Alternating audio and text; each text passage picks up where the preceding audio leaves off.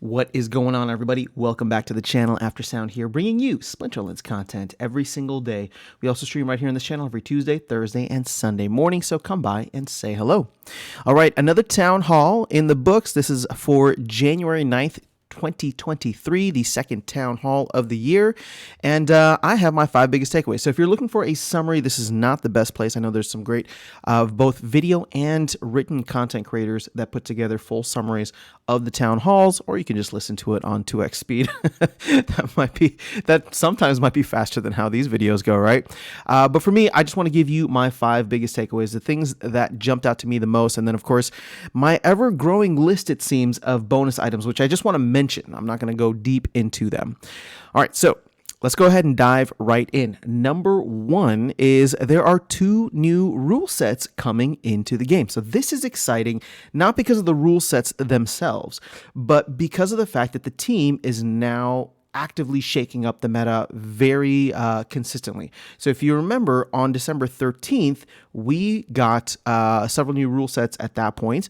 And now we're getting more about a month later. And from my understanding, if they continue this cadence, we should be getting a couple of new rule sets every month. It keeps the meta fresh. And this is, if you go back, and I know I mentioned it in one of my videos, like this is one of the ways in which I was excited, right? Because I'm like, this is such a low-hanging fruit that they could just implement every month. You know, we get to talk about it. We're talking about it here. We're going to be talking about it on live streams. We're going to be excited about it. And then, you know, by the time it gets part of the meta and it gets part of, we all get used to it, boom, some new ones come out and we're in February, right? So hopefully this is going to be a regular thing, a consistent thing for them that they can get out every month. I would love that. It seems small, and it is small, right? I mean, again, I'm not talking about the dev work, but just the overall impact that it makes on the game. But these small, consistent things do add up over time. So let's jump in. So Aimless is going to be a pretty crazy one. Aimless means that all monsters have the scattershot ability, which should be super fun. And I feel like that should have come out with Chaos Legion a year ago, but at least we're getting it now. So it's like the 1-year anniversary for the general sale of Chaos Legion. And then Ferocity means that all monsters get the Fury ability. So if you remember what the Fury ability is, or if you don't remember, it is dealing double damage to any monsters with Taunt. Now, there is a rule set called Spreading Fury, which I believe they renamed, and I can't remember the name of it now. It's like, what doesn't kill you, which is all monsters get the Enrage ability. So they didn't want to have any kind of confusion there, so now Ferocity means all monsters get Fury, and then instead of Spreading Fury, which was the rule set name, it is that rule set will now have everybody, that rule set is now renamed to What Doesn't Kill You, and all monsters get the Enrage ability. So it's exciting. A little something fun to start off this video with, and to start off the town hall with, it seemed as well. Okay, number 2, Gladiator Tournaments are going live today. So I'm actually recording this the day after the town hall, the morning after, on January 10th. So the maintenance window is going live today. Now this is cool. I'm excited about it. I am not. I don't know about the immediate impact because it is not going to be open to everybody. Not everybody, like any third party, can go in and create Gladiator tournaments. So we won't be seeing these, and it's not like you'll have, a bunch of opportunities to jump in. That being said, maybe that's a good thing, right? Because anytime these opportunities do arise, it'll be, an event worthy of getting into. And I believe there's a ghost card Gladiator tournament, a max level ghost card Gladiator tournament that is going to be coming up within the next few weeks here. They said next Monday they would have a date and more information for us. But the exciting thing is that in that tournament, everybody gets access to maxed level Gladiator cards, which nobody, as far as I believe the team has said, nobody in the entire community has achieved, because it's kind of tough to get, it's kind of tough to get maxed level cards for Gladiator cards, just because you have to earn them through, brawls and merits and all that stuff. So that should be exciting. I think that's going to be a fun one to be a part of. And again, everybody's on equal footing because it is a ghost card tournament. So I'm excited for that. I will want to enter in just to play around with it. As long as it's not too expensive and it's easily attainable for everybody, I think it'll be a lot of fun. So I do believe that if you are a whitelist tournament creator, then you will be able to start setting those up. And so this is something that I need to talk to Weirdbeard about, because I do want to become a whitelist for something specifically in the bonus section, which I'll mention at the end. But Gladiator Tournaments, they add a little bit something different. Some of those Gladiator cards are super powerful. And at the end of the day, what I love about the Gladiator Tournaments, or just Gladiator cards in general, is they offer the proof of time element, right? Like, you can show just how much of an OG you are because of the Gladiator cards that you have. So I'm excited for those to start getting into the meta, and especially now, we've seen a lot of players leave. We've seen, the game kind of change, or the community kind of changed dramatically over the last couple of months. And so, as we hopefully bottom out here in 2023 and start another rise, whenever that bull run begins, or whenever players start to come in, or they feel less anxious or scared of crypto and crypto gaming, and they start to explore once again over the next, hopefully 6 months, 12 months, 18 months, you're here now earning these cards, and you'll be able to have that advantage over them. And this includes like the soulbound cards, but, we'll save that for another time. I've already talked about it enough. So, okay.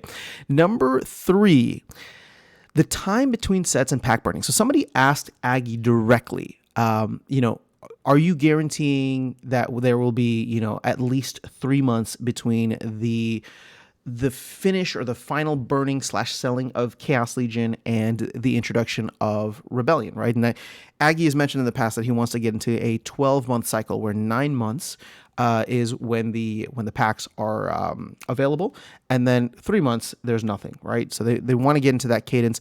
Again, he hasn't confirmed that he's got the green light to do that, but that is what he is pushing for. But he did mention something else that was interesting. So right now we are in what is called the fatigue rounds for Chaos Legion, right? Meaning that we've started burning packs every single day. And it is something that was implemented through a community vote and proposal, or approved through a community vote and proposal. But it's not something that I believe the team wants to do for every pack set, at least not the way that it's designed now. So the way that Aggie was talking about it, and I think the best way, I know, excuse me, I know they talked about I had a video about like how many Rebellion packs, but let's for example say that, just to make it easy, that they come out with 9 million packs for Rebellion, right? So 9 million packs over 9 months. Again, this is just an example.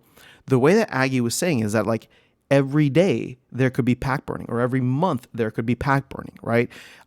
Basically, what you want to see is at the very minimum, a linear movement through packs, meaning that as we go through time, pack sales and or burns will stay consistent. Now, packs could sell really fast, especially in the beginning, or if there's like a sale, or if there's something that happens. And then, the fatigue rounds wouldn't really kick in, I shouldn't say fatigue rounds, but the burning wouldn't kick in. So best example of this is, let's say 9 million packs, 9 months of availability, which would be what they want. And so essentially it's just like, if you get to the end of the 30 days, or if you get to the end of 1 month and you are under 1 million packs bought, then it would burn the remaining for that million. So that when you started month 2, you would go through and we would start at only 8 million packs available, right? And so as you go through, month 2 ends, if we're above, right? So let's say at the end of 2 months, we've sold 2.5 million packs. Well, then nothing is burned, right? But there's a slowdown after that, for example, and at the end of month 3, that 2.5 million is, maybe people only bought like 300,000 packs. So we go from 2.5 to 2.8. So now there's a gap, right? Where we should be at the end of 3 months, we should be at 3 million packs burned or sold. So it will burn the remaining 200,000 packs. Does that make sense? Again, this is just a rudimentary example and it's not set in stone, but this was the first time that Aggie's kind of talked through how he would like to see things in the future. And I think that's interesting. It makes it feel like we're moving along, and most importantly, it will help us to reach the any kind of airdrops that are put out in the future. Whereas like now, there was just this long lull period, between all the different airdrops that we got because pack sales just stalled. And so I think to keep things exciting, to keep things interesting, having these fatigue rounds in kind of ongoing throughout is something that's exciting. Now, one thing that I don't know if they're doing it for tower defense, but they did it for the GLG packs, is they increased the pack price. as time went through, right? And that I believe, if you and you can look at Chaos Legion as an example of the opposite of this, right? But what I believe they're trying to achieve is that packs don't lose their value the way that they are right now, where I can go buy a pack for $4 on the site. Now, granted, DEC is at a discount right now, but I can go buy a pack for $4 on the site. I guess I could get it for like $2.40, but packs are going for like $1.50 on the secondary market. So how do you protect that pack value? Well, you make the packs on the store significantly higher is one way to look at it. Now, will that actually accomplish the goal, or will that push people to buy up packs on the secondary market? I don't know. But the thing is, if that pushes people to buy packs on the secondary market, they are missing out on the airdrop, and it could eat through a lot of the packs on the secondary market much more quickly, which would then push people to buy packs from the regular store. The other part of this that could be interesting too is, let's say at 6 months, right? Or once you, using our example of 9 million packs, let's say once you get through 2/3, so after, once we get to 6 million packs sold, there's an increase in price. Well, if you wanted to make sure that you had all of the airdrops and all the packs that you needed for your airdrop points, people might start aping in at the end of that 6 million packs, right? And then if it increases again at 7.5 million, people might ape in at that 7.5 million point. You get what I'm saying? Like, it's just like, I don't want to pay a little bit more, so let me grab it right now. It kind of just, it creates that sense of urgency, which I think the fatigue rounds are helping with right now, but they came in much too late for the current Chaos Legion sale. We'll see how it works. I like this though. I think it could work well. We're going to see how it does for GLG packs. Again, GLG isn't the best example because, it's not the best example because the game hasn't even launched yet, so we don't know what to expect. But I like the design on GLG, and I have a feeling that they're probably going to do something similar for Chaos Legion. Okay, number 4, and just so I don't keep losing my voice, I'm going to have my Papa Bear coffee. Good morning to all those who are who it is morning for. Doesn't work. Okay, number 4, the Martyr Ability. So this is a new ability teased by Nate that is going to be upcoming for some of these Soulbound reward cards. And the best explanation that he could give, again, there was no details, but the best explanation he could give is it's like the inverse of the Bloodlust ability. So if a monster with the Martyr Ability dies, it gives a boost to the rest of your monsters, I assume for the remainder of the fight. I like it. I think this is cool, and it makes me super excited about these Soulbound reward cards. I know people are still on the fence, but from a game perspective, all of the different abilities that we've heard of make it awesome. And I'm excited because we are now, it's January 10th, which means we are 3 weeks from the end of January. And I do believe that the team wants to get these out by the end of January. So it's not coming in today's release, obviously, but there's going to be 3 more releases between now and the end of the month. So, we could be potentially 3 weeks or less away from getting these Soulbound reward cards. And I know it'll be a while to level them up, but I think it'll just be fun. To me, I'm just looking forward to it. There's already a ton of cards for me to play with. There's already a ton of cheap cards on the market that people can come in and play with. So, for me, the ability to go through, or the challenge of going through, playing the game and leveling up just will feel more earned in many ways. Okay, number 5, and I'm glad we've kind of ripped through this a little bit fast, which is good. Number 5 was probably the thing that was talked about most, and I'm not going to capture everything. I would recommend, if you wanted to learn more about this or hear more about it, just go through and find, I don't know, is it like within the 30 to 60 minute range of the town hall, I believe. It's when Weirdbeard was talking, and so the conversation about bots usually just gets very black and white very quickly, and I think Weirdbeard brought a very nuanced approach where what I appreciate is the fact that they addressed this head on. So the one thing that he's hearing from the community, and this is something that I've talked about many times here, is no bots in tournaments. It's anti-competitive. Weirdbeard is very much against it as well. So the idea that Weirdbeard was saying is that, we talk about bots, and it's, as soon as you say bots good, bots bad, again, people pick a side, right? It's like politics. So what he's trying to do is just localize it to tournaments, at least initially, and say okay, well, bots are fine the rest of the game. You have arguments for, you have arguments against. And so let's just focus on tournaments. Do they belong in tournaments? And if not, then we should create a safe space for, as I call it, safe space for humans, right? Where people can feel like it's not anti-competitive. You're not going up against, an AI that has, all that information and probabilities and whatever, put inside its head. I like when I play chess, if I were to play chess against someone, and this is the example he gave, I don't want to go up against Watson. I don't want to go up against a grandmaster AI. I would rather go against another human, and if I lose, then I lose, right? But that's just what it comes down to. So there was a good conversation about this. Again, I'm not going to hit all the details, but it was a back and forth between him and Aggie, and I want to say something that's kind of a follow up to the last video. Anytime the team got defensive about bots, in the previous, just I guess throughout all of 2022, right? Anytime the team was saying like we're decentralized, there was this like, ooh, the people put their tinfoil hats on and be like, is it team running bots? Like maybe, they just want to have decentralized blah, blah, blah, right? Like all that.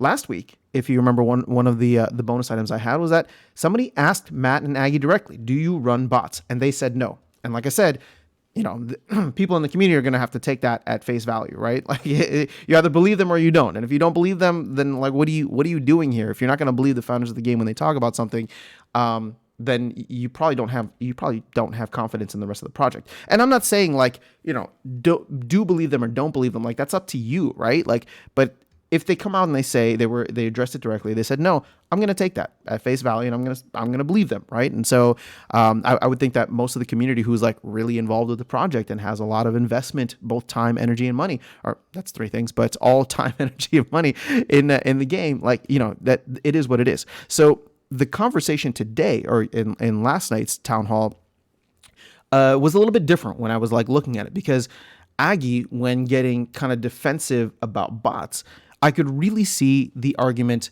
from the team's perspective of, okay, decentralization, we don't want there to be a committee of people that decide who and who can't play. Also, and this is probably the bigger part that was discussed last night, who's going to manage this, right? Who has the time to manage it, right? Because I think that's where Aggie kind of ended up at. He's like, if this is something that the community wants to do and the community votes on it and like, all that, like, great. Like, but for the team, they want to focus on building cool stuff, right? And you can make the argument that like, well, the team should also be responsible for managing the game appropriately, but they're trying to build a decentralized game. The player base is the one that is unhappy with where things are going, and I'm sure the team to a certain extent is frustrated. But we're in a bear market. They have limited resources, and we want everything now, right? Or yesterday, ideally. So at this point in time, I can understand Aggie's approach, where he's just like, okay, I have all these people on this team that is now much leaner, working to get stuff out as quickly as possible. Where am I going to find the person who or the resources to deliver or to be able to cover and manage all of this like anti-bot stuff?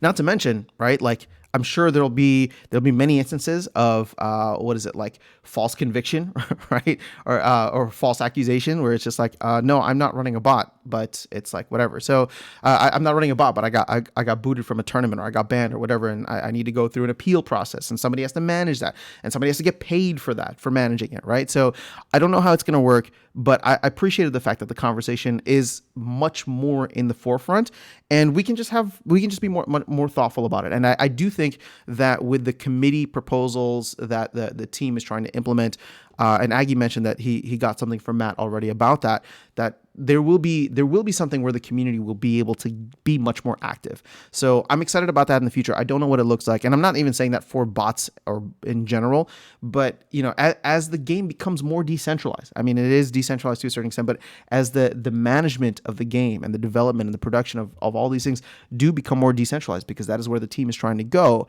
I'm excited to see how we as a community can come together to find that common ground of, okay, do we agree bots good or bad in this area? How are we going to manage it? Where are those resources going to come from? Do we have volunteers? What happens if those volunteers leave, right? I think we're going to start to see all the pain points that the team, like I said, was brushing off before because they didn't have the time or resources to deal with it.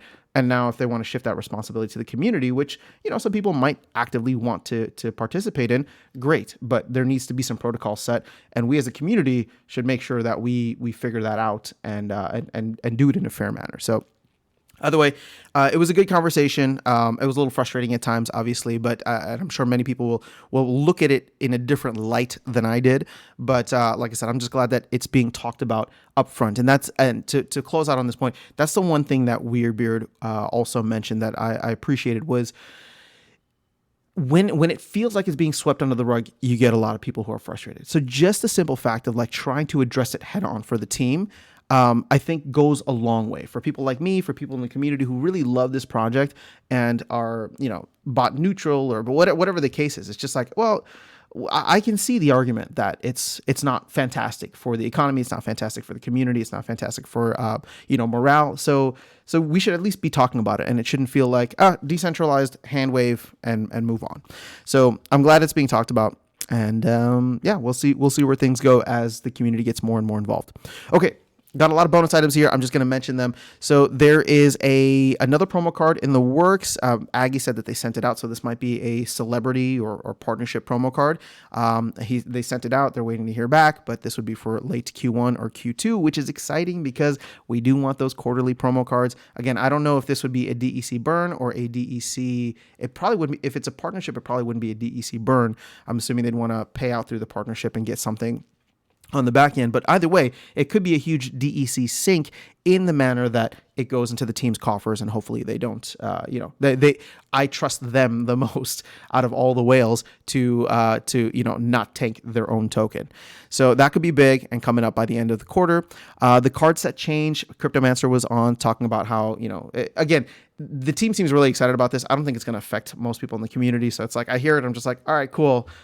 But it's like, this card set change where we're going to go instead of like different editions now to entire frames. So like all Chaos Legion will be able to be played together. It's coming in February, which is great. I was hoping it would come sooner, but I guess Cryptomancer was out on break for a couple of weeks, so he's going to get started on it now. February release sounds good.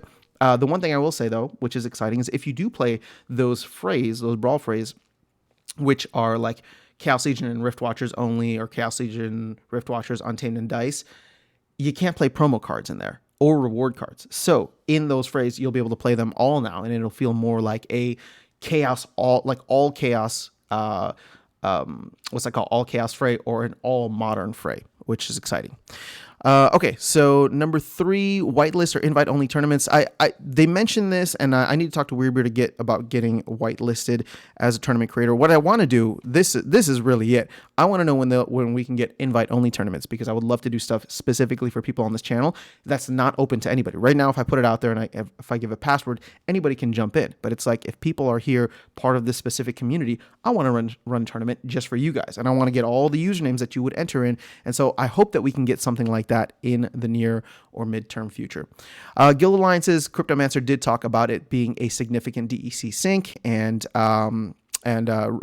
opportunity to stake Rooney. So we already kind of knew that, but it sounds like once he's done with this card set change, he's going to be focused then on Guild Alliances, and the initial conversations for those are being had already, which doesn't give me a lot of hope for Guild Alliances being put out in Q1, because if he's working on this for the entire month, well, then we've already lost January for Cryptomancer, and I don't know if anybody else is doing Guild Alliances except for Cryptomancer and Mac kind of helping to design. So I hope we can get it by the end of Q1. That was the initial target, but I'm having a little sense of doubt right now that we're going to get everything in the time frames that we were told. Battles 2.0 was mentioned, and it seems like Aggie is trying to figure out how they can get this implemented without taking away from other resources, but I think it's great. People really liked it at Splinterfest, and I think it'll be good for the team, or good for the community to have a better experience with the game overall. Let me skip to the bottom. The Battle Pass, I'm getting a little sad about the Battle Pass, a little disappointed, because it doesn't seem like it's as far along in development as I was hoping for. I was really hoping we'd see something implemented by the end of the quarter, but it sounds like it's still very much in idea phase. So if it's an idea phase now, that means it's not in development phase, or at least that's my understanding. So I don't think we're going to get it by the end of Q1, and I think it's going to be delays like this that's going to lose more people, right? Like it's small, like mini Winland. So that's my little bearishness for the video for today. And then lastly, there's a media day for MLS and GLG and tower defense, it sounds like they're going to do some kind of Snapchat campaign. Chatter did mention that, they slowed down on ads just because in a bear market, it's not very effective. They weren't getting the types of returns, which I think we all knew. But I'm excited. Again, obviously, this is not, GLG is not necessarily Splinterlands related, but I'm excited to see some of that real world application on the marketing side for GLG, because they have a list of, I think it's committed list of players that they're going to work with to do some kind of promotion. So we don't have anything for GLG at this point in time. There is a town hall set for roughly 10 days from now, I believe January 20th. So hopefully we will get more information about the game then. But otherwise, that's all I got for you guys. So we kind of blitzed through the rest of this. Let me know your thoughts in the comments below. If there's anything that you heard that maybe I missed or I didn't cover and you want me to go into deeper detail for.